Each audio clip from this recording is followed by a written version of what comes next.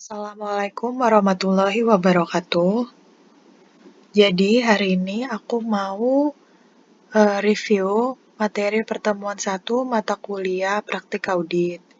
Nah, jadi di materi pertemuan 1 itu kita membahas overview audit atas laporan keuangan sektor komersial. Nah, yang pertama kita teliti dulu apa itu tujuan audit atas laporan keuangan. Nah, tujuan audit atas laporan keuangan itu adalah memberikan opini mengenai kesesuaian laporan keuangan dengan standar akuntansi yang berlaku. Karena konteksnya adalah sektor komersial, maka standar akuntansi yang digunakannya itu adalah SAK. Nah, yang kedua ada jenis opini. Jenis opini itu terbagi menjadi tanpa modifikasian dan juga opini modifikasian. Nah, opini tanpa modifikasian itu adalah wajar tanpa pengecualian atau unqualified opinion. Jadi, laporan keuangan itu tidak mengandung salah saji material. Nah, yang kedua ada opini modifikasian yang terbagi menjadi 3. Yang pertama ada wajar dengan pengecualian atau qualified opinion. Yang kedua ada tidak wajar atau adverse. Dan yang ketiga ada tidak menyatakan pendapat atau disclaimer. Nah, yang wajar dengan pengecualian ini jika terdapat salah saji material namun tidak pervasif. Jadi, pervasif itu adalah dampak dari kesalahannya. Kalau misalkan dampak dari kesalahannya itu hanya pada akun-akun tertentu, maka dikatakan tidak pervasif atau bisa diidentifikasi akun yang mengandung salah saji dan besaran salah sajinya. Nah, kalau misalkan salah saji itu material dan juga dampaknya itu secara menyeluruh, maka opininya itu tergolong menjadi tidak wajar. Dan yang terakhir, opini tidak menyatakan pendapat jika auditor tidak memperoleh cukup bukti untuk menarik kesimpulan sebagai dasar opini. Nah, alasan dari tidak diperolehnya cukup bukti itu bisa jadi ada 2.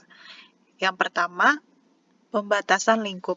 Jadi, auditor tidak diberikan akses terhadap dokumen atau bukti-bukti lain dari si auditinya itu.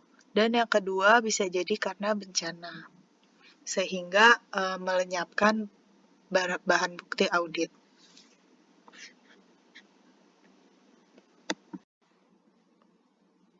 Selanjutnya ada asersi manajemen dalam laporan keuangan.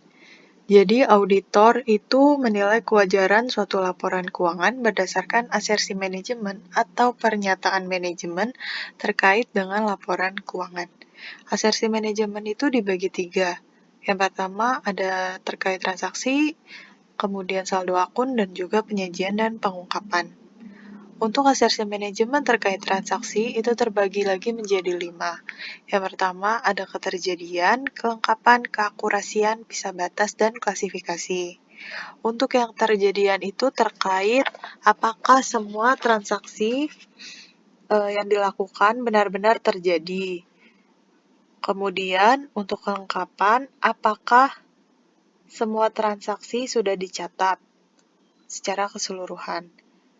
Untuk keakurasian, apakah setiap transaksi sudah dicatat dengan benar dan tidak keliru. Untuk bisa batas, itu apakah transaksi sudah dicatat dalam periode yang tepat. Dan yang terakhir, klasifikasi. Apakah setiap transaksi sudah diklasifikasikan ke akun yang tepat.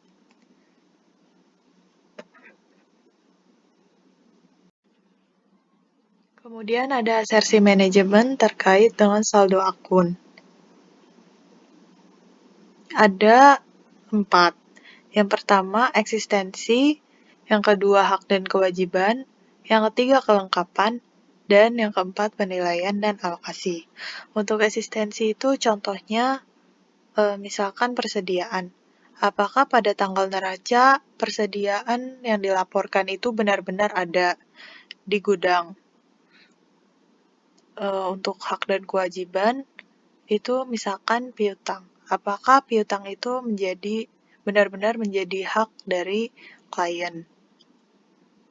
Dan yang ketiga, kelengkapan. Apakah semua, misalkan apakah semua utang yang ada benar-benar sudah dicatat oleh klien? Dan yang terakhir itu penilaian dan alokasi. Misalkan apakah piutang sudah dicatat dalam net realizable value-nya. Yang terakhir ada asersi terkait penyajian dan pengungkapan. Jadi asersi ini terkait dengan catatan atas laporan keuangan. Ada terbagi jadi 4. Yang pertama, keterjadian serta hak dan kewajiban. Yang kedua, kelengkapannya. Yang ketiga, klasifikasi dan keterpahaman. Jadi penyajian dan pengungkapannya harus dapat mudah dipahami. Dan yang terakhir, keakurasian dan penilaian. Kemudian ada bukti audit. Untuk bisa memberikan opini, auditor harus memperoleh bukti audit yang cukup dan tepat.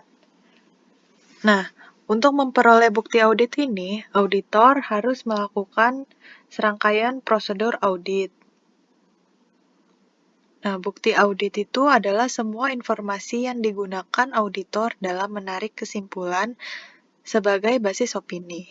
Bukti audit itu dapat diperoleh dari internal maupun eksternal. Kalau internal itu artinya berasal dari klien. Untuk bukti eksternal itu berarti bukti itu didapat dari pihak ketiga seperti customer ataupun dari bank. Kemudian bukti audit dituangkan dalam kertas kerja. Kemudian hal penting dalam pengumpulan bukti audit itu ada prosedur yang akan digunakan. Contohnya jika kita ingin menguji asersi eksistensi kas, maka harus dilakukan case of nama.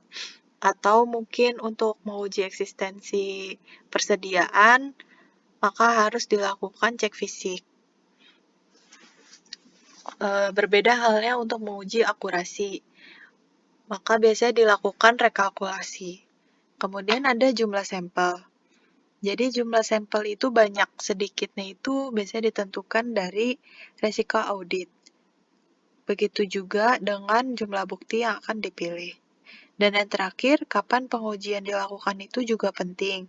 Misalkan pada cek fisik, waktu yang paling baik itu pada tanggal neraca. Untuk tanggal di luar tanggal neraca, maka harus dilakukan penyesuaian, seperti mengecek mutasi persediaannya. Cakupan bukti. Informasi yang terkandung dalam catatan akuntansi yang mendasari laporan keuangan maupun informasi lainnya. Jadi, bukti audit itu tidak hanya didapat dari laporan keuangan, namun bisa dari sumber-sumber lainnya. Kemudian ada ketepatan dan kecukupan bukti audit. Ketepatan itu berkaitan dengan ukuran kualitas bukti audit. Jadi, bukti audit dianggap berkualitas jika bukti tersebut relevan dan andal dalam mendukung kesimpulan yang dijadikan basis opini auditor. Kemudian ada kecukupan, berkaitan dengan ukuran kuantitas bukti audit. Kuantitas bukti audit dipengaruhi oleh penilaian auditor atas risiko kesalahan penyajian material dan juga kualitas bukti audit tersebut. Jadi, bukti audit itu jumlahnya harus cukup. Tidak boleh kurang, tetapi juga tidak boleh kelebihan. Kenapa tidak boleh kurang? Karena kalau bukti audit itu kurang, maka keyakinan auditor atas laporan keuangan tidak dapat meyakinkan. Kalau misalkan bukti auditnya itu kelebihan, maka sumber daya yang tersedia itu akan terkuras.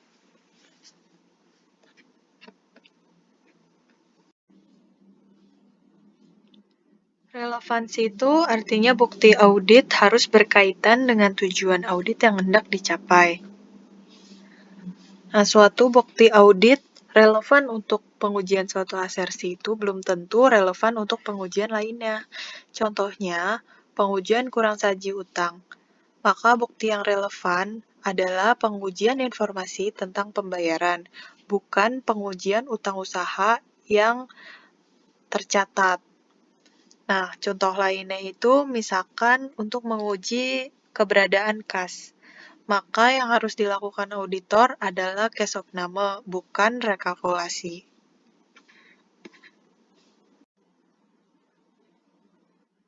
Kemudian ada keandalan. Keandalan adalah tingkat dapat dipercayanya suatu bukti audit.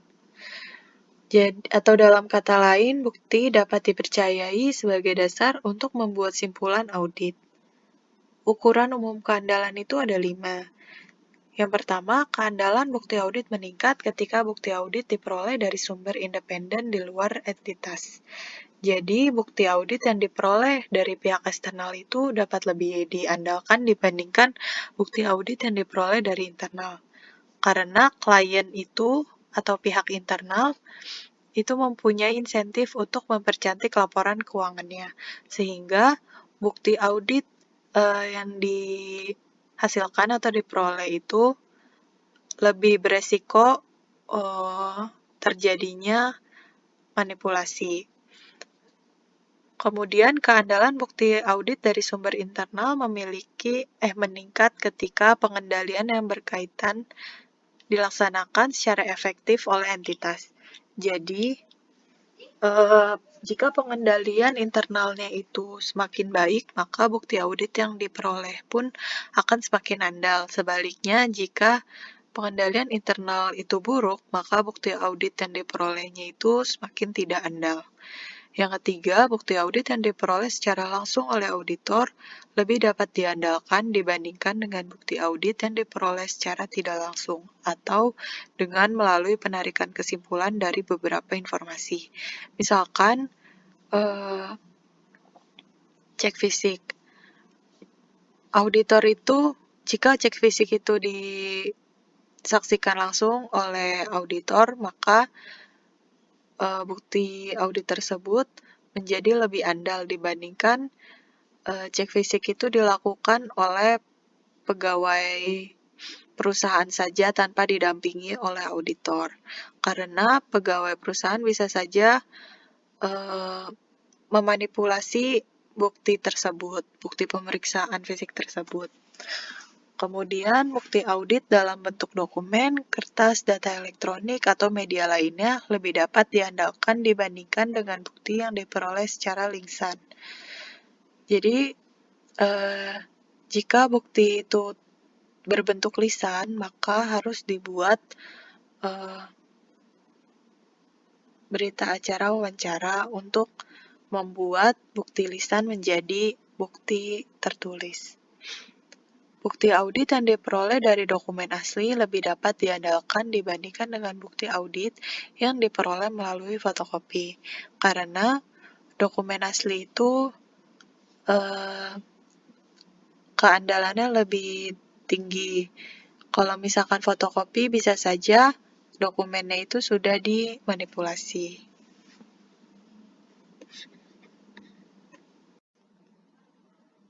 Kemudian ada jenis bukti audit. Jenis bukti audit itu adalah teknik yang digunakan oleh auditor untuk mengumpulkan dan menguji bukti audit. Nah, jenis bukti audit ini ada 8. Yang pertama, physical examination, yaitu untuk menghitung aset tetap berwujud. Misalkan inventory atau untuk menghitung aset tetap. Yang menghitung itu adalah petugas gudang. Jadi nanti auditor itu hanya mengawasi saja. Hasil dari physical examination ini adalah berita acara pemeriksaan fisik. Kemudian ada konfirmasi. Konfirmasi ini adalah permintaan keterangan ke pihak ketiga. Misalnya konfirmasi piutang ke customer atau misalkan konfirmasi ke bank. Kemudian ada dokumentasi. Dokumentasi ini adalah analisis dokumen. Misalkan dokumennya berbentuk narasi atau mungkin dokumennya berbentuk flowchart. Yang kemudian prosedur analitis. Prosedur analitis itu berhubungan dengan tren. Jadi, menggunakan perbandingan tertentu antara data keuangan dan non-keuangan. Kemudian ada inquiry. Jadi, permintaan keterangan kepada pihak ke-1 atau manajemen, bisa secara lisan maupun tulisan. Kemudian ada rekalkulasi, jadi perhitungan ulang untuk menguji akurasi. Kemudian ada re-performance, yaitu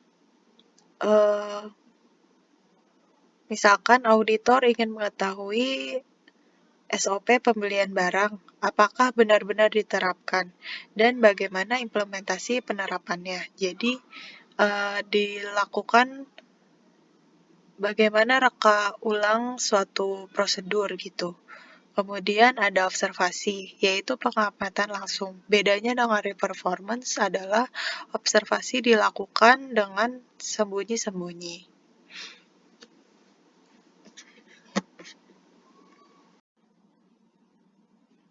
Kemudian ada prosedur pengumpulan bukti.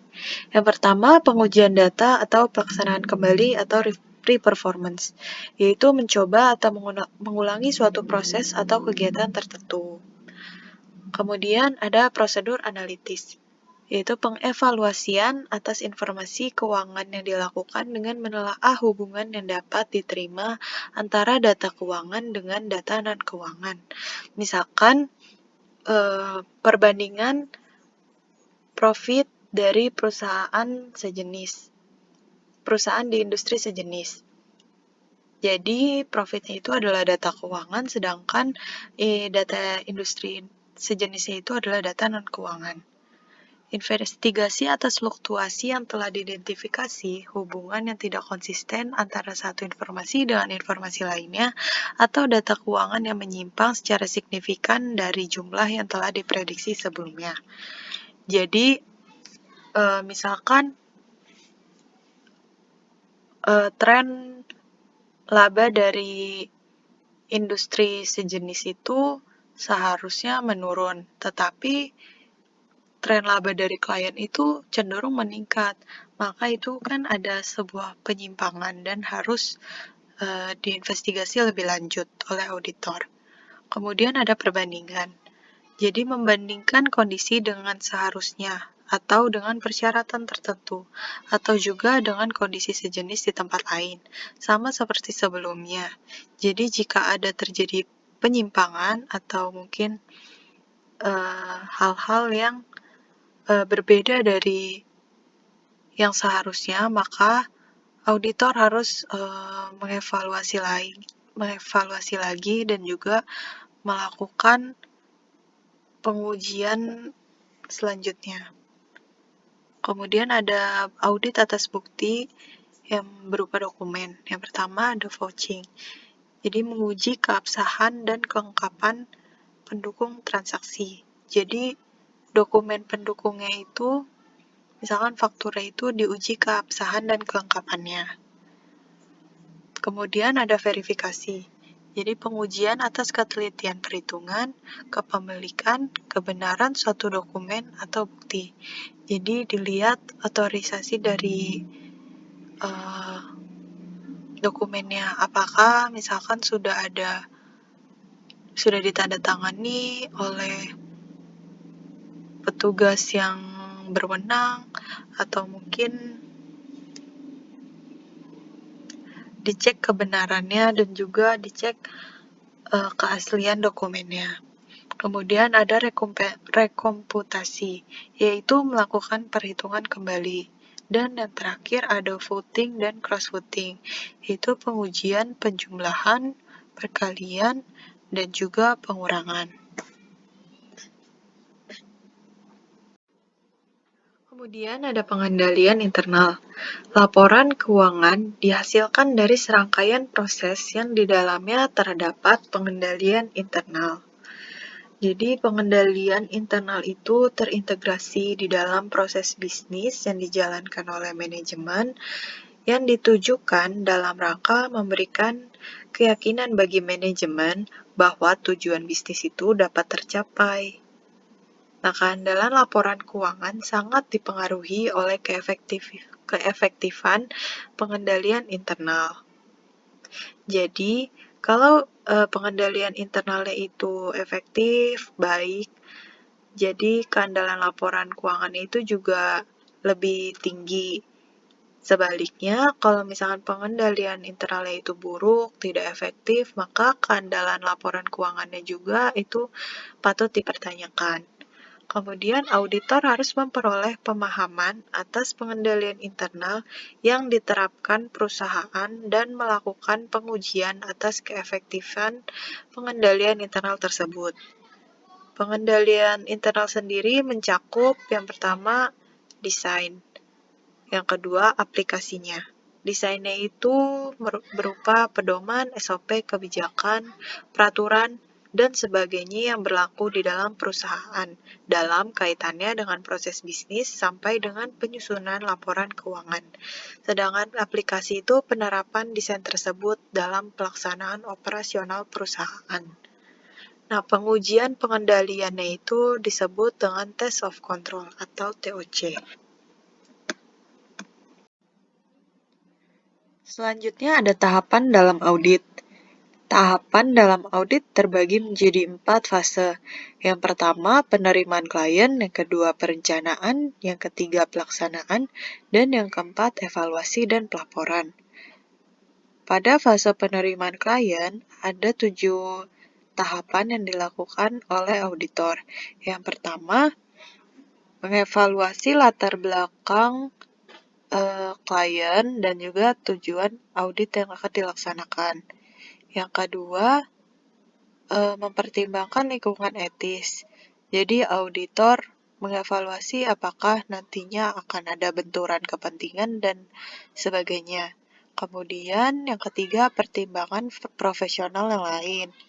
Jadi, auditor menentukan apakah diperlukan profesional yang lain dalam mengaudit perusahaan tersebut. Jadi, jika perusahaan tersebut berada dalam lingkungan bisnis yang sedikit rumit, mungkin auditor memerlukan profesional yang lain. Kemudian yang keempat, penugasan pendahulu. Jadi, auditor akan berkomunikasi dengan auditor klien sebelumnya untuk menanyakan bagaimana kondisi perusahaan tersebut. Kemudian, proposal klien. Jadi, auditor menyiapkan klien proposal. Yang keenam, staff. Auditor memilih staffnya untuk melaksanakan audit tersebut. Dan yang terakhir, memperoleh engagement letter.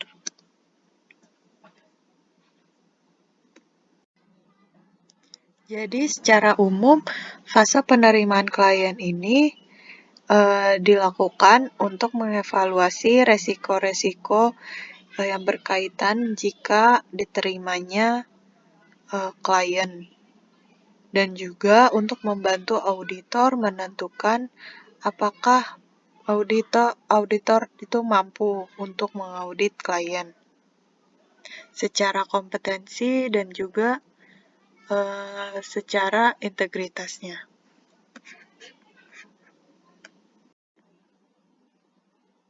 Pada fase kedua, yaitu perencanaan, auditor akan memahami entitas dan lingkungannya, mengukur dan menghitung resiko salah saji material, di mana resiko tersebut terdiri dari inherent risk, control risk, detection risk, dan audit risk. Kemudian, auditor menentukan materialitas. Dan yang terakhir, auditor membuat planning memorandum dan program audit.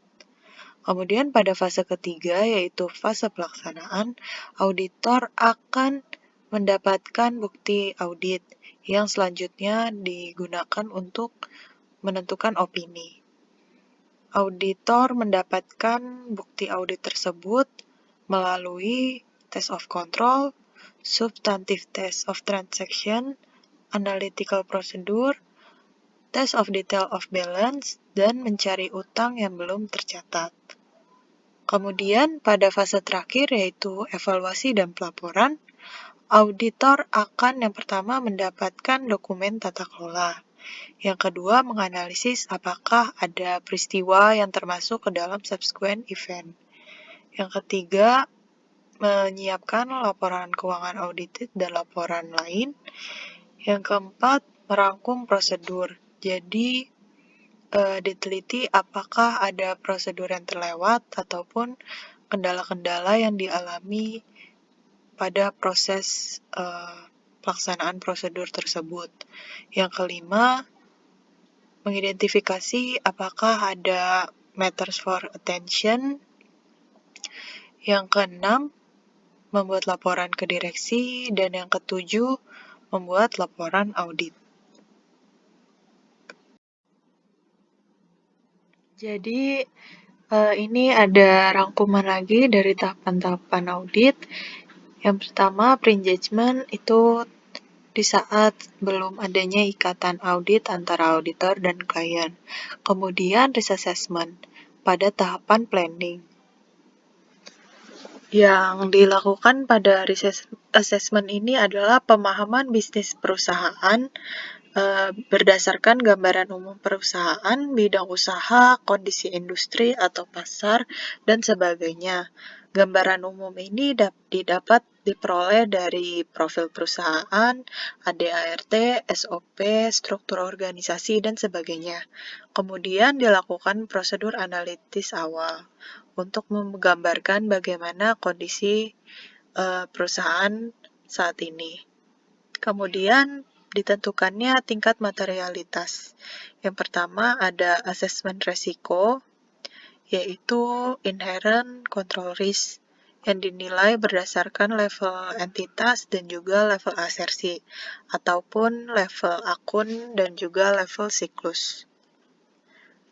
Kemudian ditentukan materialitas.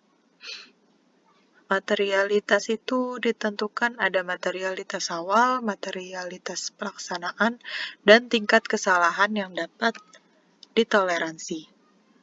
Materialitas itu adalah materialitas secara keseluruhan. Sedangkan materialitas pelaksanaan itu materialitas yang dibagi ke berbagai segmen. Selanjutnya ada risk response. Dilakukan dengan pengujian, yaitu test of control dan juga substantive test, yang akan menghasilkan kertas kerja pengujian atau kertas kerja audit yang terdiri dari lead schedule dan juga supporting schedule. Kemudian yang terakhir reporting, yaitu yang menghasilkan laporan auditor independen. Jadi berdasarkan bukti audit yang diperoleh dari tahap pelaksanaan akan menghasilkan opini auditor yang akan dituangkan ke dalam laporan auditor independen. Jenis pengujian terbagi menjadi 5 macam. Yang pertama, penilaian risiko yang dilakukan di tahap perencanaan. Kemudian selanjutnya pengujian yang dilakukan di tahap pelaksanaan, yaitu ada pengujian pengendalian, pengujian substantif atas transaksi, prosedur analitis substantif, dan juga pengujian rinci.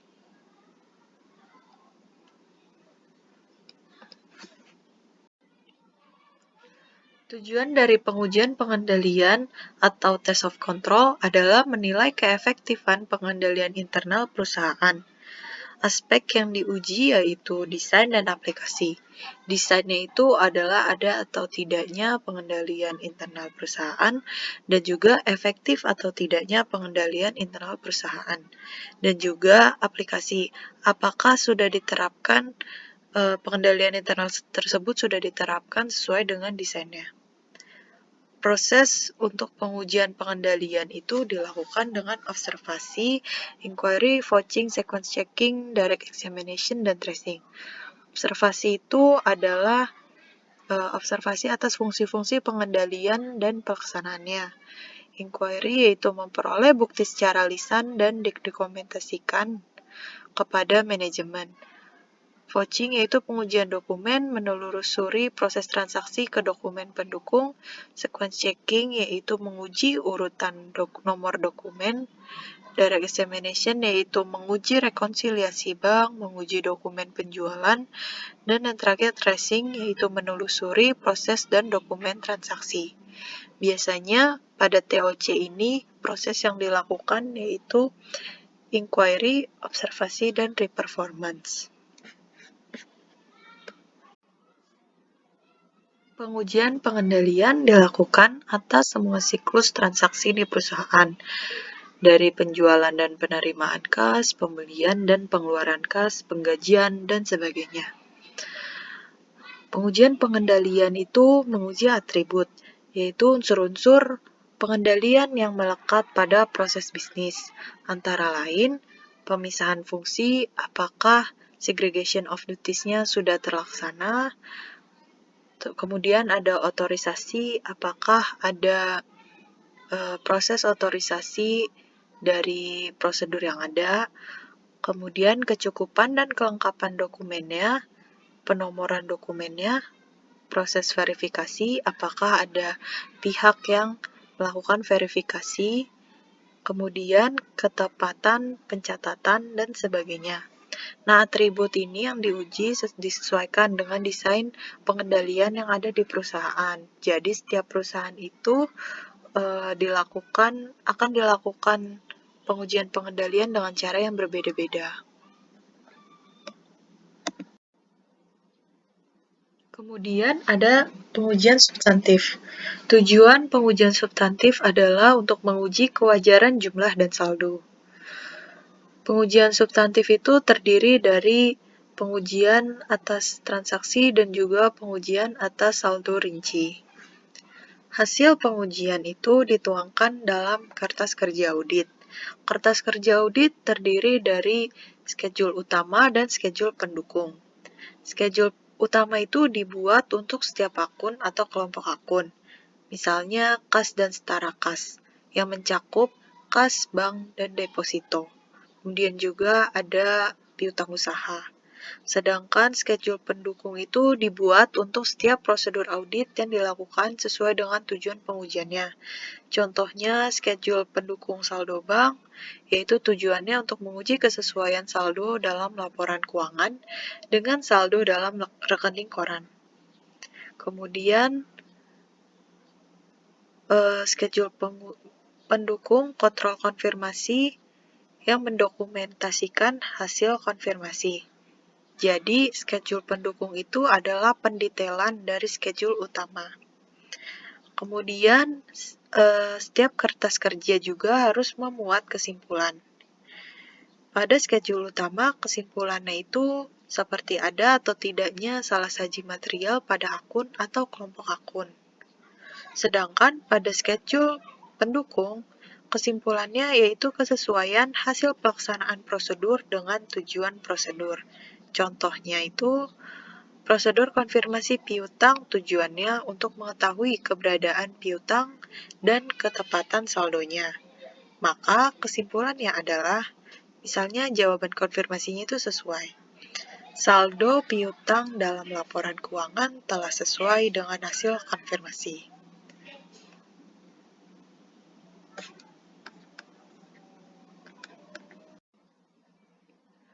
Mungkin sekian review untuk materi pertemuan 1. Apabila ada kekurangan penjelasan ataupun ada hal-hal yang tidak dapat dipahami, bisa dapat menghubungi aku langsung melalui WA ataupun media lainnya. Terima kasih.